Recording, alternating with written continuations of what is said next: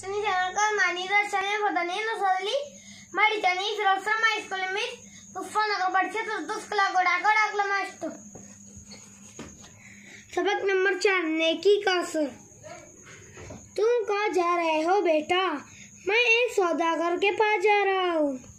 अच्छा, मैं समझा तुम किसी के पास पढ़ने जा रहे हो। शहर के मशहूर आलिम की ये बात सुनकर नौजवान नुमान सोचने पड़ गया। इसने वालिद के इंतकाल के बाद अपना खानदानी कारोबार संभाल लिया था। बचपन में इसने वालिदैन से दिन की कुछ बातें और कारोबार के तौर तरीके सीखे थे। आलिम की बात सुनकर नुमान ने शहर के मदरसे में दाखिला ले लिया। वो ज़हीन तो था ही, उसे इल्म हासिल करने की लगन भी थी। इसकी मेहनत रंग लाई। एक वक्त ऐसा आया कि इसी मदरसे के सबसे बड़े उस्ताद के इंतकाल के बाद नुमान को उस्ताद मुकर्रर किया गया। नुमान का पूरा नाम नुमान बिन साबित था। दुनिया जिसे इमाम अबू हनीफा रहमतुल्लाह अलैह के नाम से भी जानती है।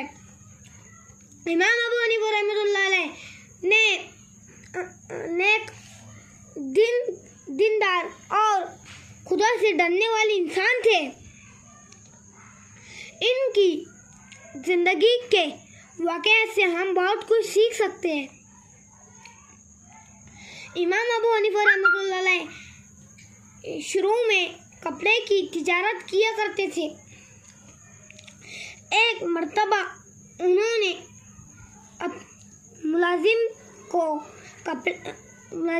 दुकान पर ले जाने के लिए कपड़े दिए तो उन्होंने देखा कपड़े के एक थान में कुछ खराबी है।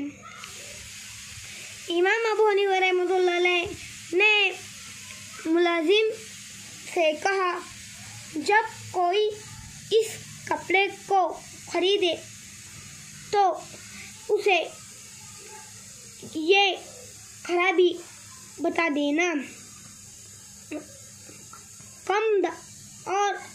कम दामों में फरोख्त करना। शाम में मुलाजिम ने उन्हें दिन भर की कमाई हुई रकम दी तो इमाम साहब ने पूछा कि तुमने उस कपड़े की खराबी ग्राहक को बताई थी? मुलाजिम ने कहा, माफ कीजिए, ये बात तो मैं उसे बताना भूल गया। ये सुनकर इमाम साहब अफसोस करने लगे। उन्होंने उस दिन की सारी कमाई सदका कर दी। इमाम अबू हनीफा रहमतुल्लाह अलैह ने जिंदगी भर शोहरत और दौलत से दूर रहकर दिन की खिदमत की। उन्होंने अपने इल्म से लोगों को फायदा पहुंचाया। आम लोगों के साथ भी इनका बर्ताव नेक होता था। इमाम अबू हनीफा रहमतुल्लाह अलैह के पड़ोस में एक शख्स रहता था जिसे गाने बजाने का शौक था। रात में देर तक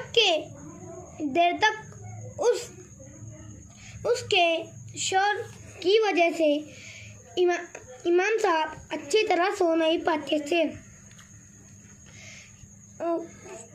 पड़ोसियों ने उस शख्स को समझाया कि इस तरह इस तरह इमाम साहब को परेशान ना किया करो। उस शख्स ने लोगों की एक न सुनी। एक रात गाने बजाने की आवाज सुनाई न दी तो इमाम साहब ने पड़ोसियों से उस शख्स के बारे में पूछा। पता चला कि किसी आदमी से उसकी लड़ाई हो गई है, इसलिए उसे कैद खाने में डाल दिया गया है। इमाम साहब ने काजी से गुजारिश की कि इस आदमी को रिहा कर दिया जाए। काजी ने कहा कि आप एक ऐसे बेअदब शख्स की मदद कर रहे हैं जो आपको तकलीफ पहुंचाता है। इमाम साहब ने कहा, वो मेरा पड़ोसी है, मुझ पर उसका हक है कि मुसीबत में मैं इसकी मदद करूं। कैद से छूटने के बाद उस शख्स पर इमाम साहब का नेक बर्ताव का ऐसा असर हुआ कि उसने बुरे कामों से तौबा कर ली। Thank you.